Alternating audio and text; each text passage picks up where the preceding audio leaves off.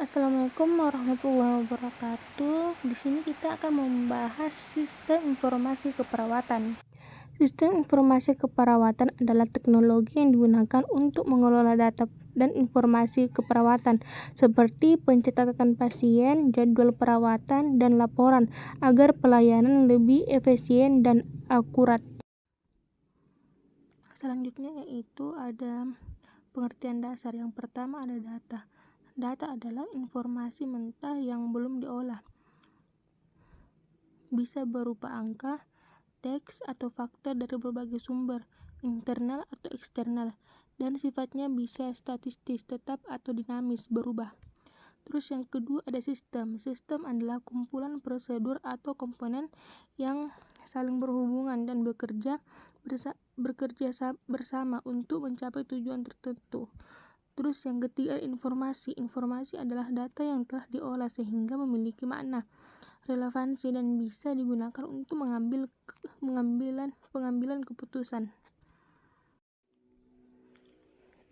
Selanjutnya ada siklus informasi. Yang pertama ada input, pemasukan data. Tahap pertama adalah pengumpulan dan pemasukan data awal. Data ini dapat berupa hasil pengukuran wawancara atau observasi. Terus yang kedua ada proses atau pengolahan data. Pada tahap ini data awal yang telah dikumpulkan diolah menjadi informasi yang bermakna. Proses ini melibatkan analisis, penggabungan data, atau perhitungan. Yang ketiga output atau hasil informasi.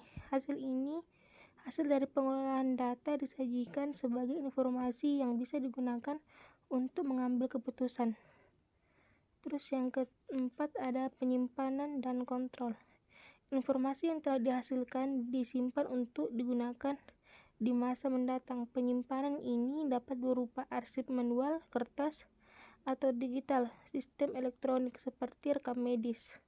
Selain itu, kontrol dilakukan untuk memastikan informasi tetap aman, mudah diakses, dan tidak hilang.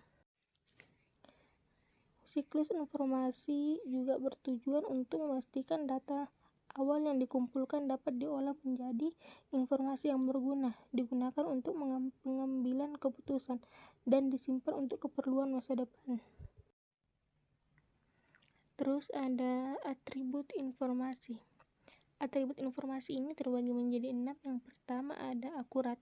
Akurat yaitu informasi yang disajikan harus benar-benar sesuai dengan kenyataan dan bebas dari kesalahan. Terus yang kedua ada tepat waktu. Informasi harus tersedia pada waktu yang dibutuhkan.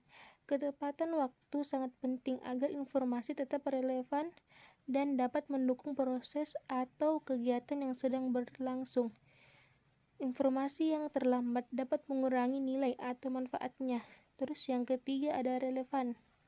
Informasi yang diberikan harus sesuai dengan kebutuhan pengguna. Relevansi informasi memastikan bahwa data yang disajikan benar-benar memiliki kaitan dengan tujuan atau masalah yang sedang dihadapi sehingga dapat memberikan manfaat maksimal. Terus yang keempat jelas. Informasi yang disampaikan harus mudah dipahami dan tidak membingungkan. Terus yang kelima dapat dipercaya. Informasi harus bersumber dari pihak atau sistem yang memiliki kredibilitas tinggi. Kepercayaan terhadap informasi memastikan bahwa data tersebut dapat digunakan dan dengan keyakinan untuk pengambilan keputusan atau tindakan. Terus yang keenam ada ekonomis. Penyediaan informasi harus mempertimbangkan efisiensi biaya.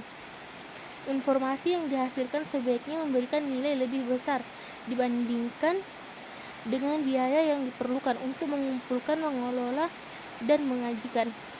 Atribut ini menentukan kualitas informasi sehingga dapat digunakan secara efektif untuk mendukung berbagai keputusan dan tindakan yang memerlukan data yang valid, relevan, dan bernilai. Selanjutnya itu ada jenis informasi.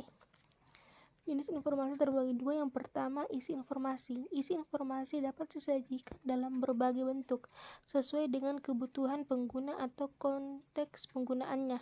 Beberapa bentuk isi informasi meliputi uraian. Informasi yang disampaikan dalam bentuk narasi atau penjelasan tertulis. Jenis ini digunakan untuk memberikan deskripsi mendetail tentang suatu hal. Terus ada statistik. Informasi yang disajikan dalam bentuk angka atau data kuantitatif biasanya digunakan untuk menggambarkan tren, perbandingan, atau jumlah tertentu. Terus ada gambar. Informasi yang disampaikan dalam bentuk visual seperti foto, diagram, atau grafik untuk mempermudah pemahaman. Terus ada animasi, informasi visual yang bergerak untuk memberikan ilustrasi yang lebih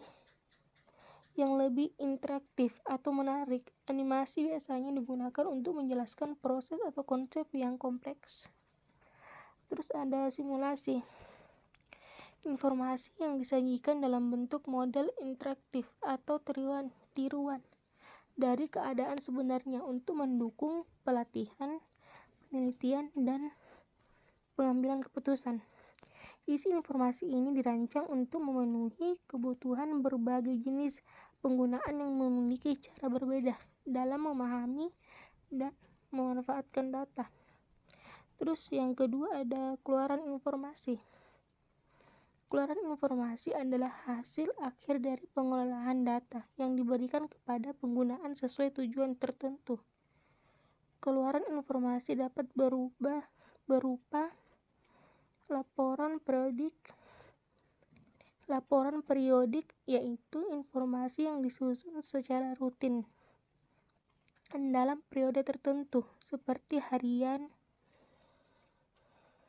mingguan, bulanan, atau tahunan. Tujuan laporan ini adalah untuk memberikan gambaran perkembangan atau situasi terkini secara berkesinambungan. Terus ada informasi prediktif, informasi yang digunakan untuk memperkirakan atau memprediksi kejadian di masa depan berdasarkan data yang telah dikumpulkan dan dianalisis. Biasanya digunakan dalam pengambilan keputusan strategis. Terus ada informasi sesuai permintaan, informasi yang diberikan berdasarkan kebutuhan pengguna tertentu kepada waktu tertentu. Jenis ini sangat fleksibel dan biasanya digunakan sistem yang dapat memberikan data real time atau sesuai kebutuhan pengguna secara spesifik. Selanjutnya ada sejarah sistem informasi keperawatan. Pada tahun 1950 sampai 1960, komputer mulai digunakan dalam administrasi kesehatan seperti akuntansi dan laporan keuangan. Terus pada tahun 1970, rumah sakit mulai mengembangkan sistem informasi berbasis komputer, mencakup entry pesanan dokter, laporan radiologi, dan pemantauan intensif. Terus pada tahun 1980, informatika keperawatan berkembang pesat, mencakup pengembangan perangkat lunak dan sistem komputer untuk mendukung tugas keperawatan. Pada tahun 2000-an, rumah sakit mulai mengadopsi sistem tanpa kertas. Perawat baru menggunakan sistem informasi elektronik dalam dokumentasi. Terus pada tahun 2010, fokus pada nursing minimum dataset atau NMDS untuk mendukung praktik klinis dan pengembangan teknologi sosial. Selanjutnya yaitu manfaat sistem informasi dalam keperawatan. Yang pertama ada pengkajian, mampu mempermudah identifikasi masalah kesehatan. Yang kedua ada diagnosa, prioritas masalah keperawatan dapat diakses dengan mudah. Yang ketiga ada intervensi, penentuan intervensi sesuai need menjadi lebih cepat. Terus yang ketiga ada implementasi, tindakan keperawatan tersusun baik dan mudah diakses. Terus yang terakhir ada evaluasi data keperawatan yang real time untuk pemantauan kondisi pasien. Selanjutnya yaitu ada dampak komputer dalam keperawatan. Yang pertama ada praktik keperawatan. Penggunaan komputer memberikan dampak signifikan dalam praktik keperawatan. Dengan teknologi ini, tugas-tugas seperti dokumentasi dan pengkajian pasien menjadi lebih otomatis dan efisien. Perawat dapat mencatat data pasien seperti tanda vital, keluhan utama, dan pengembangan kondisi langsung ke dalam sistem komputer. Hal ini tidak hanya mengurangi kesalahan akibat pencatatan manual, tetapi juga mempercepat akses data pasien bagi tim kesehatan lainnya. Terus yang kedua ada administrasi. Dalam aspek administrasi, komputer sangat membantu dalam mengelola keuangan, jadwal kerja, dan laporan. Terus yang ketiga ada pendidikan dan penelitian. Komputer mempermudah perawat dan tenaga kesehatan lainnya dalam mengakses informasi untuk pendidikan dan penelitian. Dengan adanya internet dan perangkat lunak khusus, tenaga kesehatan dapat mencari referensi, mempelajari prosedur terbaru, atau menganalisis data penelitian. Yang keempat ada komunikasi. Komputer mendukung komunikasi yang lebih efektif antar departemen atau tim kesehatan. Selanjutnya ada pengertian teknologi informasi keperawatan. Penggunaan sistem informasi kesehatan untuk mendukung pelayanan keperawatan seperti pengelolaan data, informasi, prosedur, dan teknologi yang terintegrasi guna mendukung pengambilan keputusan dan pengembangan kesehatan. Selanjutnya yaitu ada 3 komponen utama dari teknologi informasi. Yang pertama ada komputer. Komputer adalah perangkat utama dalam teknologi informasi yang digunakan untuk mengelola, menyimpan, dan menampilkan data. Dalam sistem informasi keperawatan, komputer digunakan untuk mencatat data pasien, menyusun laporan, dan menjelaskan perangkat lunak khusus yang mendukung pelayanan kesehatan. Terus yang ketiga,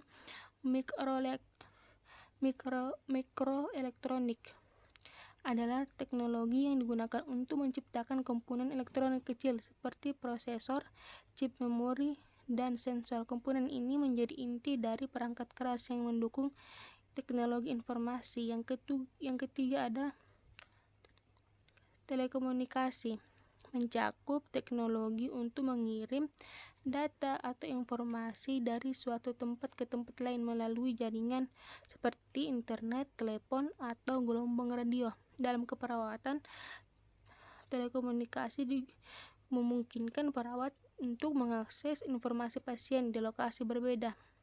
Slide selanjutnya yaitu fungsi informasi keperawatan. Yang pertama ada proses keperawatan pasien, mencakup pengkajian, diagnosis, jadwal keperawatan, dan dokumentasi. Yang kedua ada proses manajemen bangsal, mencakup pengelolaan jadwal, inventarisasi, keuangan, dan pencegahan infeksi.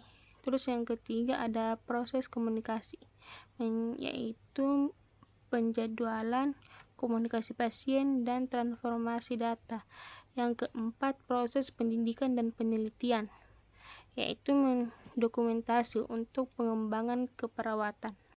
Baik, selanjutnya ada fasilitas teknologi informasi di ruang keperawatan. Yang pertama ada komputer, itu dokumentasi dan manajemen data. Yang kedua telenursing, layanan keperawatan jarak jauh. Yang ketiga internet, akses informasi kesehatan. Selanjutnya ada manfaat teknologi informasi dalam keperawatan, yaitu meningkatkan efisiensi dan efektivitas pelayanan, mendukung pengambilan keputusan berbasis data, terus monitoring dan evaluasi program kesehatan. Selanjutnya yaitu penerapan teknologi informasi dalam keperawatan meningkatkan kualitas pelayanan, mempermudah dokumentasi, dan mendukung pengembangan ilmu keperawatan.